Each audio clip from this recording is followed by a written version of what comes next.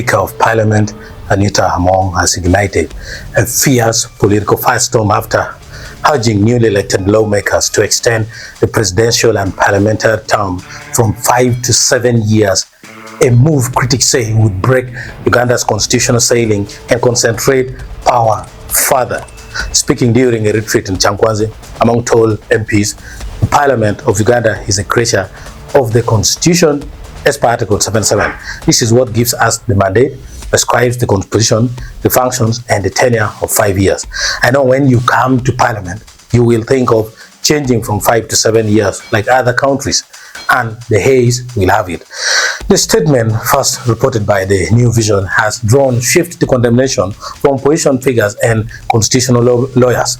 Former leader of opposition in Parliament, Winnie Kiza, warned that any attempt by incumbents to vote themselves longer terms is fundamentally legitimate.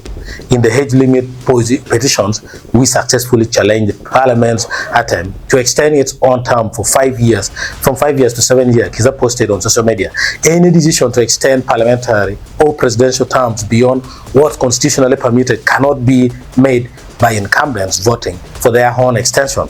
His reference dates back to legal battles where courts struck down legislative overreach, reinforcing that constitutional amendments affecting tenure must follow stricter legitimacy standards, not simply a majority vote by those who stand to benefit. The push comes amid growing calls for a comprehensive constitutional review. Justice Minister Norbert Mao, leader of the Democratic Party, acknowledged that tenure extension proposals are already on the table, but stressed that now is not the time for small changes. After 30 years, it is time for an inclusive, transparent, and comprehensive review of the Constitution. Mao wrote, nevertheless, this is not the time for small constitutional changes.